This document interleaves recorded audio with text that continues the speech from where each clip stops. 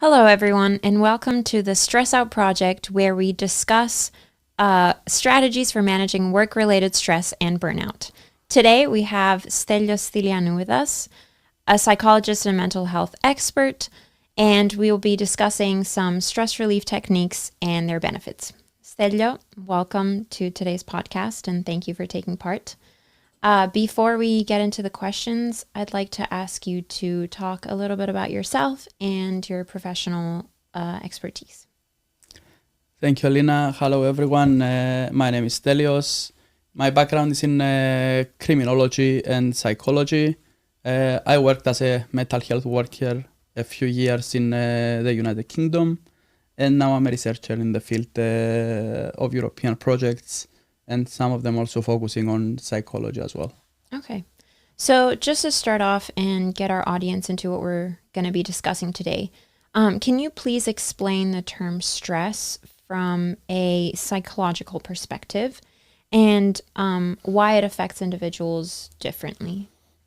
Yeah, that's a big topic. To start off, defining stress, it's important to understand that stress is part of human nature. So basically, a definition is a response, let's say, to perceive the threat or a challenge, which disrupts the equilibrium in terms of the mental well-being and the physical well-being of the individual. So basically, as I started saying that stress is rooted in our DNA, basically, is what help us survive throughout these years. What I mean is, when we used to hunt, for example, and an animal tried to attack us, is stress basically that triggers what we called the fight or flight response. And what this response does to our body, because I also mentioned physical and mental changes that happening to the body. So basically, our blood pressure starts elevating, for example. Our heart rate, it's getting higher.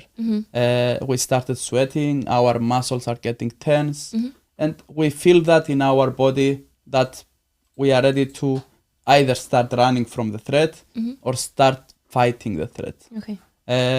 In today's society, this translated in what we feel as constant stress that results to various issues, but that's what helps us survive throughout the years. Okay. So basically, it's a survival mechanism that activates in our body when we face a challenge or stress. That's pretty much a short overview. Okay. Thank you for that. So now that we've clarified what stress means and what it does to us, can you share some stress relief techniques that can help people? Any recommendations that you have? Yeah. So this is quite personal, I will say, and it's based on individual differences as well. Because each one of us has different personalities, different ways of relaxing, different interests and hobbies. Some examples, of course, are meditation, physical exercise, spending time with loved ones and friends. So it really depends on the individual, I will say. Okay. And you mentioned meditation. Can you elaborate on that a little bit? Yeah. Basically, meditation is just a way that we use. If we go back on how we started our discussion about stress, everything happens in our brain and our central nervous system.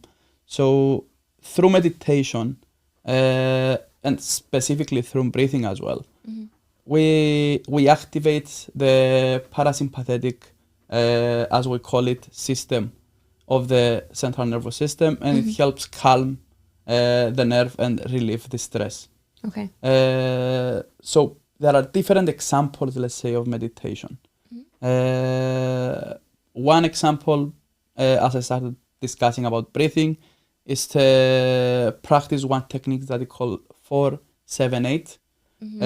So basically, this is a technique that you inhale for 4 seconds, then for 7 seconds you hold that breath in, and then for 8 seconds you exhale. Okay. And you repeat that cycle for a few minutes as you are sitting in a comfortable position as well.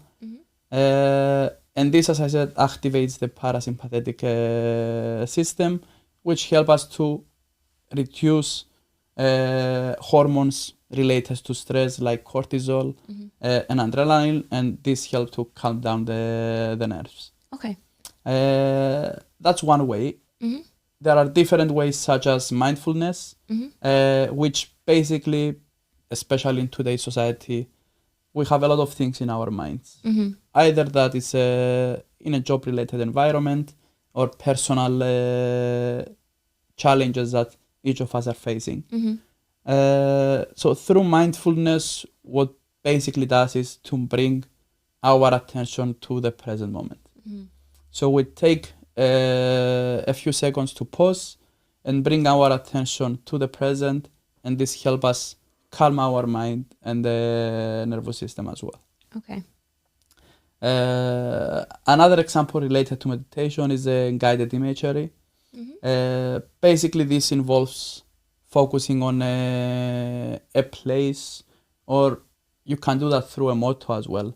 You can just repeat a specific motto that represents you, and it helps you to calm down.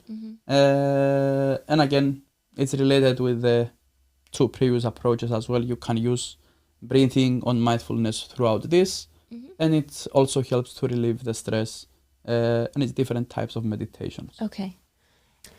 You previously also mentioned exercise. Can you just talk a little bit more about that? Yeah.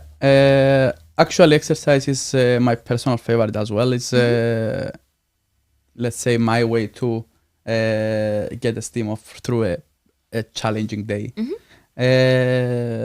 So basically what exercise does is to release endorphins, as we call it in the brain, which is a happy, let's say, hormones, and reduce the cortisol, which is the hormones that cause stress. Okay.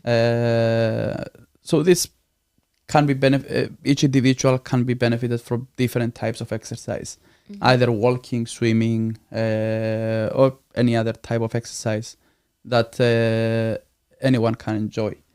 But there is a fine line here as well, because if you are doing a certain type of exercise, for example, high interval training, that gets your heart rate really elevated and it really stresses your central nervous system, you can benefit, let's say, it can help you relax, but at the same time, because you are stressing the central nervous system, it can cause you to be more anxious because it releases cortisol and adrenaline as well. Okay. So exercise is a good tool in our hand, but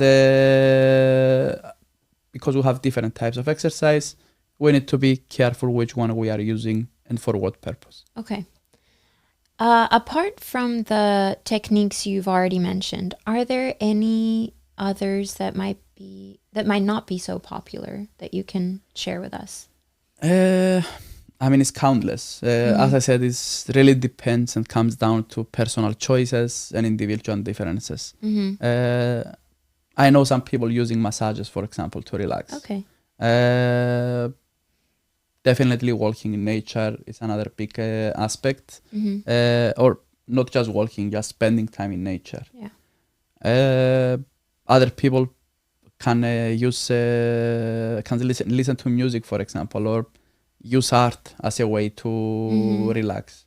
So there are countless ways you can use to calm down your mind and release stress. Okay.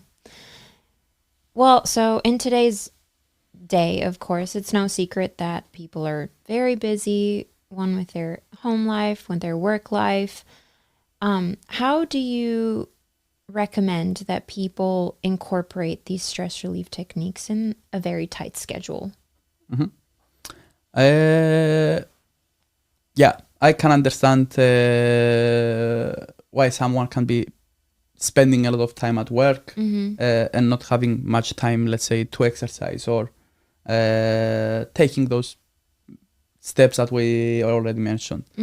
But I think there is always a way and a window, let's say, in the day of someone to incorporate some practices that won't take a lot of time. Okay. For example, a long-term practice I suggest that you can incorporate not just for stress reduction, but also for your own well-being, is to take care of your nutrition and generally your well-being. So this is a long process, let's say, and it takes some time, let's say, some effort, not time, I would say, but it's a process.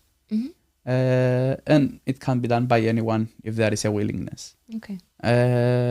So for people having a tight schedule, I will say breathing exercises that we mentioned earlier, it's something you can do in 2 minutes while sitting at your office, for example, and you're feeling stressed throughout meetings and stuff like that. You can implement this short exercise to refresh your mind and also feel calmer as well. Also, a good technique is a gratitude practice. This takes our mind off the challenges that we are experiencing every day and the stressors, and it helps the mind to focus on the positive things we have. And what this practice involves into spend, let's say, a minute or two a day while you are commuting to work, for example, and list a few things, 1 or 3 things that you are feeling grateful, let's say, that you have in your life at this moment. And as I said, this will help you focus on the positive things you have in your life and not on the negative ones. Another personal favorite, let's say, if I'm feeling stressed, and this is my second medication, let's say, apart from exercise, is to listening to music. I think music is a big part that can help us deal with stress or elevate our mood, let's say, when we have a bad day. Again, each of us has a different taste in terms of music, but generally there is a strong scientific evidence showing that music can help release the stress and make us feel better. Okay. Can you talk a little bit about the benefits, well, the long-term benefits of using stress relief techniques? As I mentioned, for example, in the previous question, taking care of your well-being has many benefits in the long term as well. So stress relief techniques, I will start with the immediate benefits. Okay. Because you will feel it when you try it. Okay. So basically, we'll reduce the physical symptoms in relation to stress. It will improve your mood. And if we are talking about a work environment, it will help you be more productive and more focused on your work. Now, in the long term, because accumulative stress can cause many problems to our well-being, either through burnout or different chronic problems, health problems. So in the long term, learning how to manage our stress will benefit in the prevention of burnouts.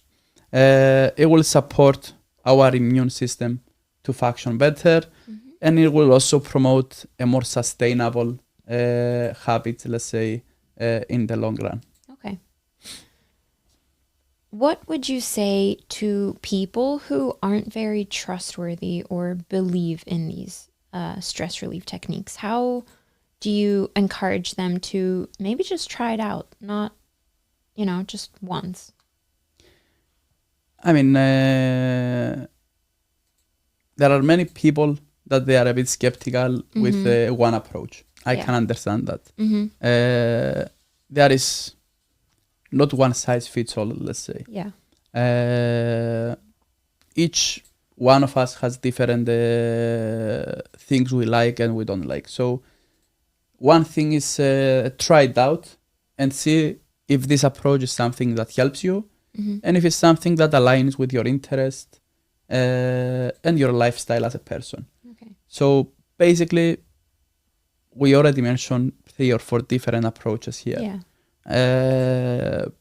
I'm sure some of them will be useful for some and some others not. Okay. So the first thing I will say to someone that is a bit skeptical, give it a try, give it time, and I'm 100% convinced that you will see the benefits. But you need to give it a bit time Mm-hmm. and take the first step for sure. Okay.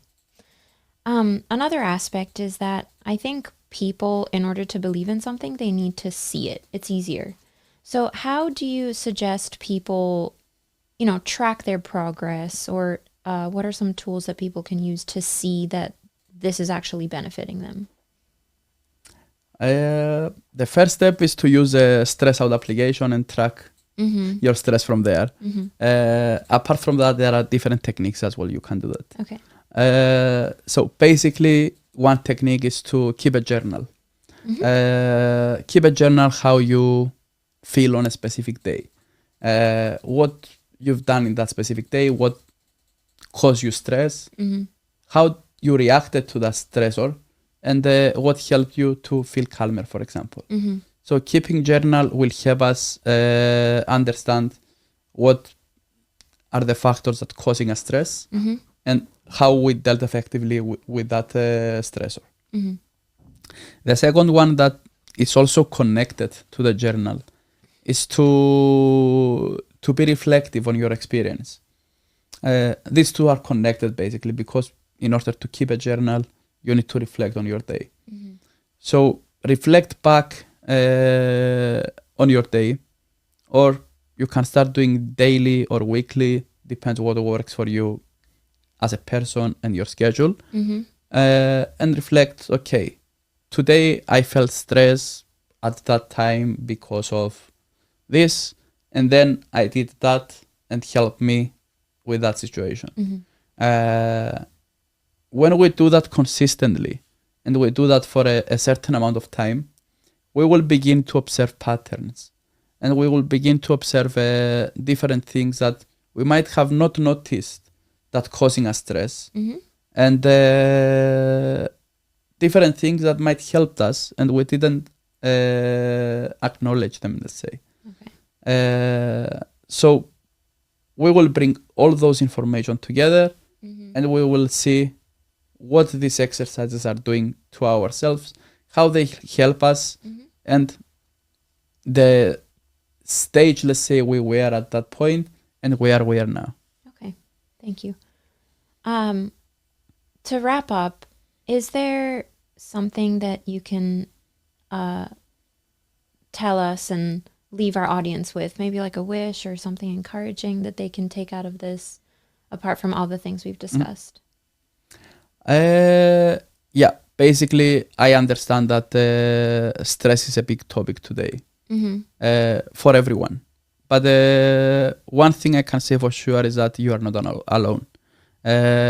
Everyone is experiencing stress. It's part of the human nature. It's part of the society, especially with the challenges we face today. But you also need to keep in mind that you deserve to find the calm in the chaos that we are living in. Yeah. And as we discussed today, there are many ways you can do it. And you deserve to be calm. You deserve to be the best version of you.